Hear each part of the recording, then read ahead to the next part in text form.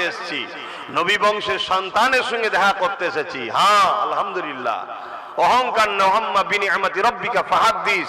আমার দাদু জুলফিকার সিদ্দিকী, আমার দাদুর আব্বা পীর আল্লামা শাহ সুফি মুজাদ্দিদুজ্জামান আবু বকর সিদ্দিক আল কুরাইশি, ইনি সিদ্দিকে আকবরের খুন আর আমার নবীর খানদানের সন্তান। জোরে বলুন সুবহানাল্লাহ। কথা বুঝে আসছে? আর একদিক দিয়ে ইনি হযরতে মাওলা আলী হুজুরের সন্তান, বংশের সন্তান। জোরে বলুন সুবহানাল্লাহ। যাক, ওদিকে আমি আর আলোচনায় যাচ্ছি না। 4:30 পর্যন্ত হবার কথা, তো একটু হবে না থাকবে? 3:45 বাজছে, একটু বলবো একবার দরুদ শরীফ আল্লাহুম্মা।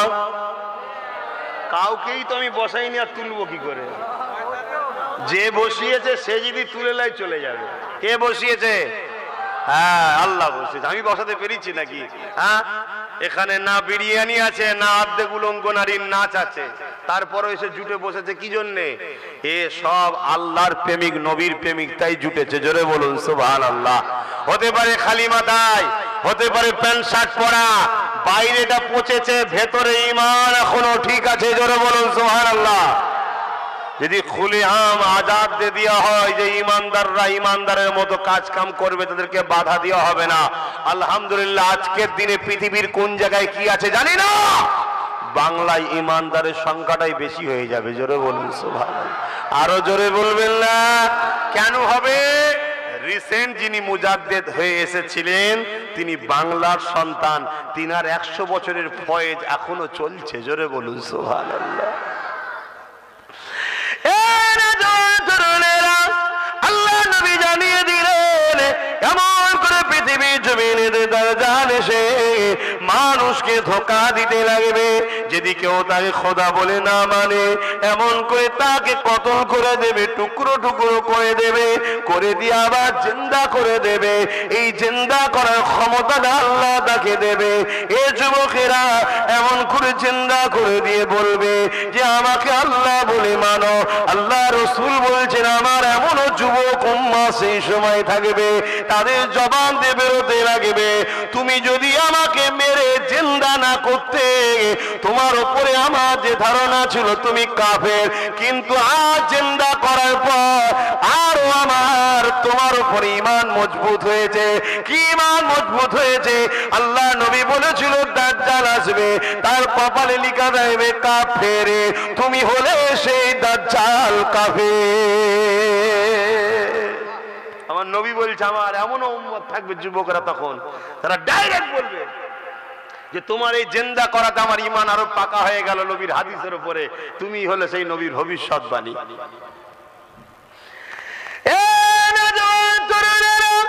আল্লাহ নবী জানিয়ে দিলেন পৃথিবীর বুকে সব থেকে বড় ফিতনা হলো দাজ্জালি ফিতনা।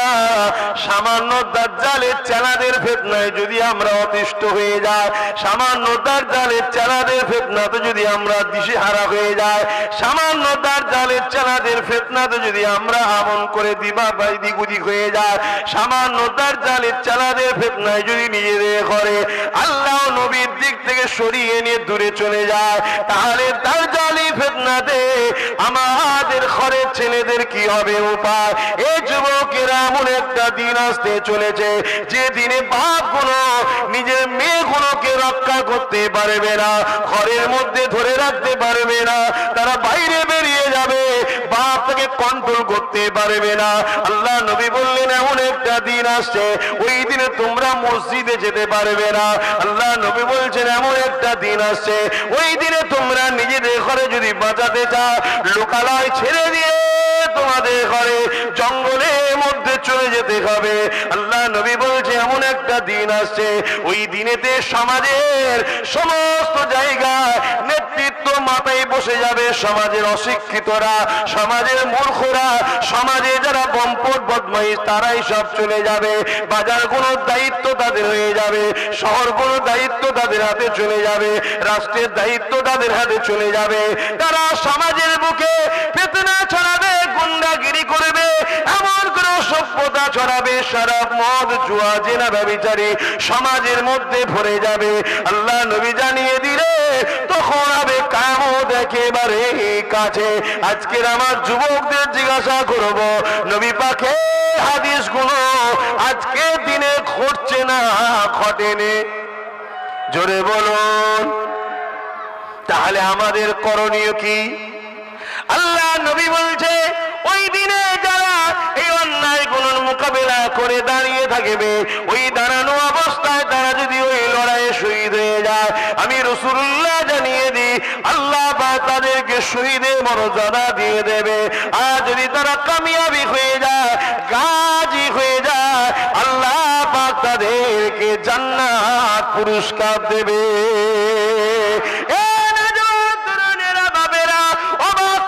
বিষয় হলো এটাই, এই পৃথিবীর জমিনে আজকে দিনে আমরা দেখছি নারীদের উপরে আবার নতুন করে জুলুম হতে লেগেছে, বিভিন্ন ভাবে জুলুম হতে লেগেছে, নারীগুলোকে আবার বেউজ্জতি করা হতে লেগেছে। এই আমাদের দায়িত্ব হবে রাসূল পাকের দ্বীন ইসলাম যে আদর্শ আমাদেরকে শিক্ষা দিয়েছে, সেই কাজা বাস্তব সমাজে প্রতিষ্ঠিত করা, পরিচালনা করা, সেই কোন সমাজের কাজে বেশি বেশি করে প্রচার করা। পৃথিবীর জমিনে যারা হকের পক্ষে ছিল তাদের উপরে যুগে যুগে অত্যাচার হয়েছে। তুমি আমি তো অনেক দূরের কথা, আল্লাহ পাক কোরআনে যাদের সম্বন্ধে বলেছে রাদিয়াল্লাহু আনহু ওয়া রাদু আন, আমি আল্লাহ যাদের উপরে রাজি, যারা আমার উপরে রাজি, তারা হলো সাহাবা। ওই সাহাবা হুজুরদের উপরে কেমন অত্যাচার হয়েছে জানো? তার থেকেও বড় বিষয়, জিনাকে সৃষ্টি না করলে কুল কায়নাত আল্লাহ বানাতেন না।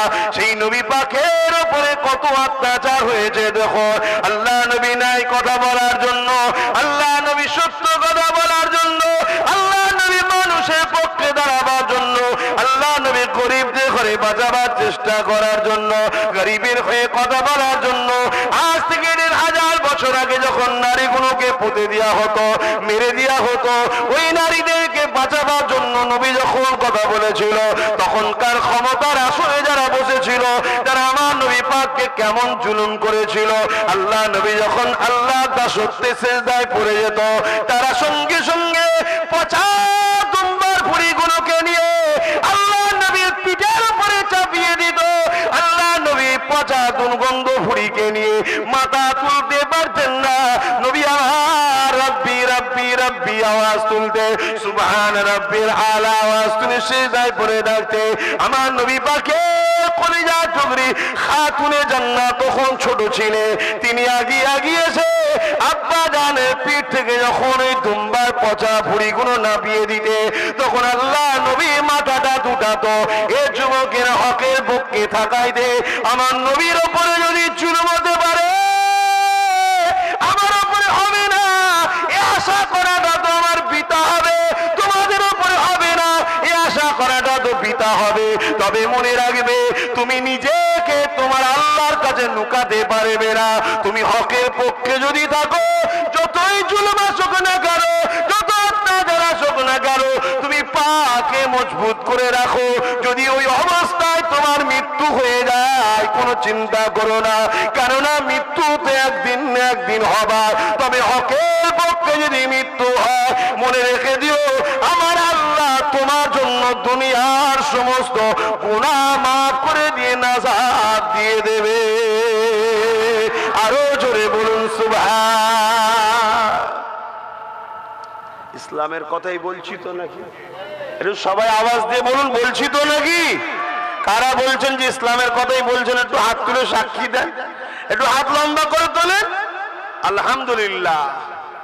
2-4টে যদি মাতাল এখন বলে যে কি বলেছিল, ইসলামের কথা বলেনি, তা আমি কি করতে পারি বাবা? ঠিক না বে ঠিক গো?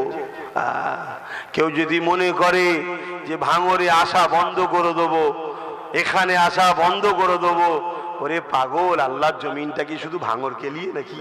হ্যাঁ, এই আল্লাহ জমিনটা কি শুধু ভাঙর কে লিয়ে? কিছু বলবেন? আচ্ছা, কি গো বলবেন যে আল্লাহর জমিনটা কি ভাঙর কে লিয়ে? হ্যাঁ, শোন, তুই তো আমায় বলবি দুনিয়ার শয়তানের খুশি করার জন্য বলবি যে ভাঙরে আসা বন্ধ করে দেবো। শোন, আমার আল্লাহ যদি তোকে জান্নাত যাওয়া বন্ধ করতে কি হবে বল দেখি? কেমন হবে?